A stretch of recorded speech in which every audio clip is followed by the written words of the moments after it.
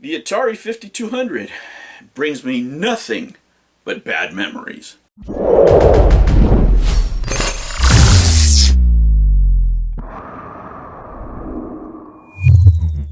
Hello humans, and welcome to another episode of Gen X Gamer. When people talk about the 5200, they have bad memories because of controller issues, yada yada yada. I don't. I never owned it. As a matter of fact, the only one who had it was a friend of mine. And the first time that I saw it was the first time, right, that I ever felt negative emotions, like really negative, right? Like I'd been jealous of my friends if they got a game that I didn't have, or if they had, like the Intellivision or something like that. I was jealous, but in a good way, like, man, I wish I had that, whatever. But when I saw the 5200, it was the first time where I ever had negative emotions about myself. Like I felt bad, like not having the system made me feel like crap. So let me put this into context for you. I was about 13 years old and I've been trying to get a job at this time. And I can't. I'm trying to do everything. I even offered to clean my local arcade. I know some people would give me a odd job here and there. I'd earn $5, like cutting a lawn or something like that. But it wasn't constant, and my friends that were a little bit older, because I jumped grades, all my friends were older, so they were 14. And they were starting to get more work, right?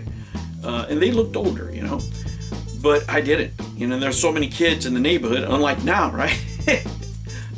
Right now you don't see kids running around trying to get jobs and stuff. They want to be TikTok stars or whatever. But back in the day, we want to deliver papers, all those stuff. So there was already a boy with a paper route, so there wasn't that available for me. And I was just struggling at the time, right? And I had a friend, and we were friends from church. He was quite a bit older than me. He was 17 and I was 13, so I was just I was doing my last year of I guess you would call it junior high school, here. And he was he was a senior already. He's going into his senior year. Anyway, guys, so we get to his house because they're having a gathering, for his mom's birthday, and everything's there. So I get there, with some other friends that had taken me, and he had his garage open. And when I looked in there, I saw Pac-Man. I was like, what? And from far away, it looked like he had the arcade machine in there. I didn't know what was going on, so I'm excited. I get closer, and it was Pac-Man. It was Pac-Man on the screen. He had the Atari 5200, and I was just like, oh my gosh, the 5200. And here it was, and he had gotten it because he had gotten like an early acceptance letter to college. He used to play volleyball. He was in the volleyball team, and I can't remember whether he got it for volleyball or something else. But the thing is, he's going to college, right? He got it. He had like an early acceptance letter or something like that. So because of that, and he was a good kid, his dad had bought him the 5200. He started telling us, I think he told us he spent like $300 or something on it, and I'm listening to the story, and I'm looking at him play. Him and his brother are playing, right? Him and his brother playing. He had a brother that was a little bit older, and they're sitting there and chilling while the dad's telling the story, and I'm just sitting there like, wow, man, like, oh my gosh. So then, like, I'm hoping we can jump in and play, right? And then the older brother's like, no, we gotta let it rest, man. We gotta let it rest because it's too hot, maybe later, right now. So they press pause, and I was like,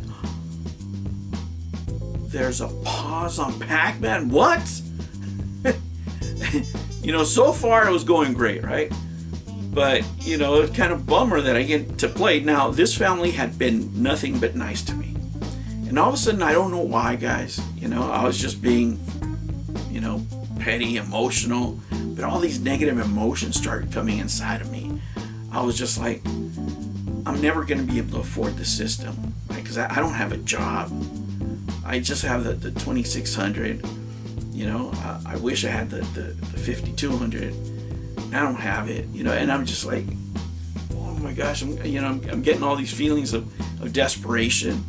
By this time, my father had already passed away, so it's a single family, parent home. So we were struggling, man. We really were struggling.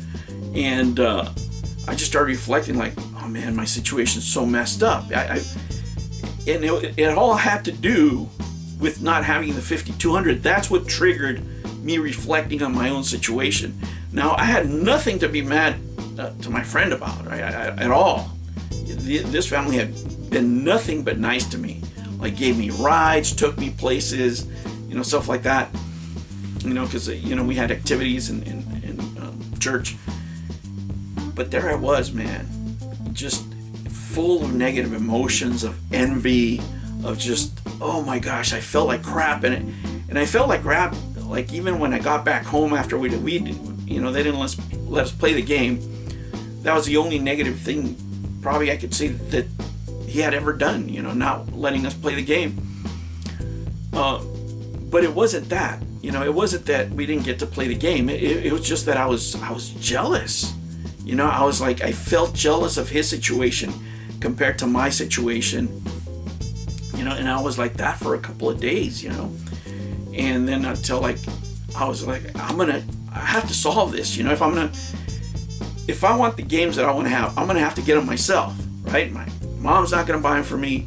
Nobody is going to come out of the blue and say, I'm going to spend $300 on you, especially $300 back then was a lot of money, guys. It still is a lot of money.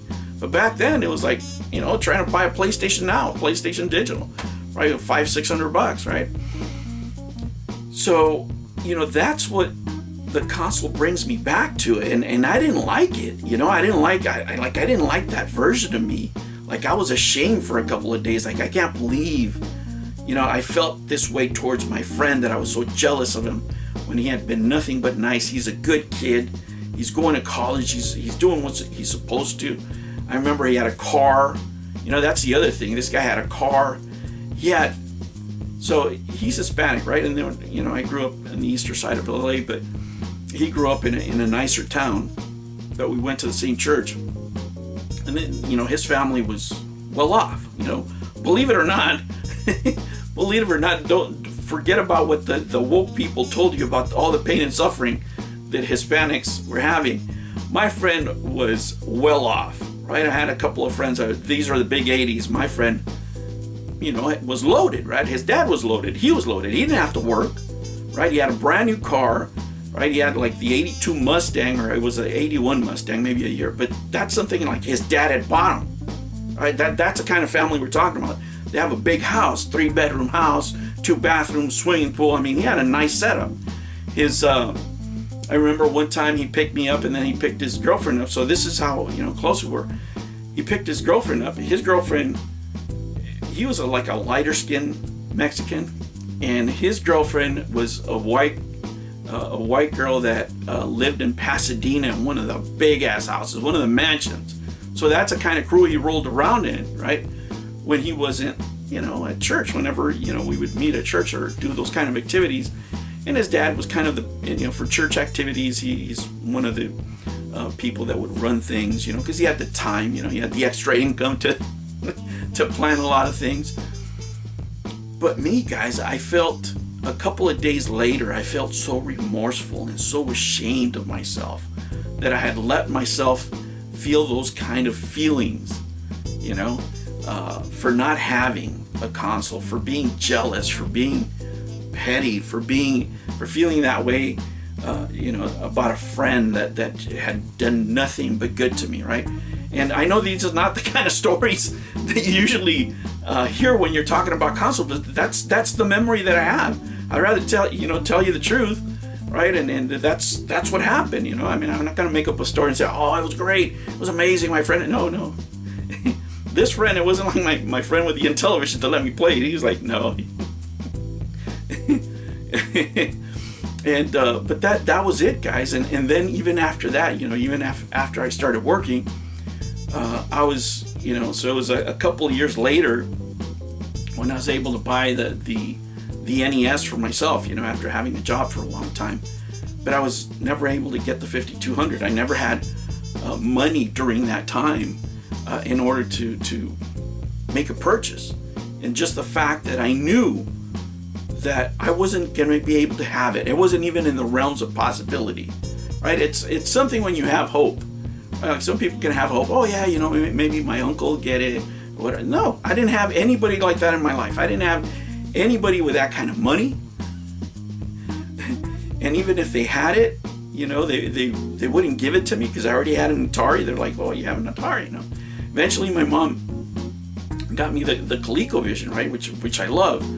But at that point, it was just negative, guys. And to this day, you know, when I looked at it, you know, and the reason I made this video is because, you know, with all the Atari stuff going up and the Pac-Man, and we were talking about Pac-Man, I remembered that story of Pac-Man, like, oh my gosh, that sucks, you know. And, you know, this guy, he had a great life, beautiful wife, same girl, you know, and he's a good guy. He's a really, really good guy. You know, it took me a couple of days, and then I got over it. I realized, you know, how wrong it was of me to feel those kind of feelings, you know. And then, you know, I just moved forward, and I was like, I'm never gonna feel this way again. You know, there's things that I'm not gonna, and this is just me thinking at 13, you know, just not talking with anybody about it, just me in my head, you know. After a couple of days of just sulking and negativity, I was just like, I had to take the future in my own hands. Nobody's gonna come and save me. Nobody's gonna come and give me video games. Nobody's gonna come and do anything for me. I have to do it on my own. And at the end, I turned that into motivation. It took 3 years until I was able to afford a console by myself, right? But that was it. The Intellivision was not the Intellivision. The ColecoVision was the last console that I was gifted, and then after that, it was all me. Every single thing that I ever bought was by myself, by my own hand.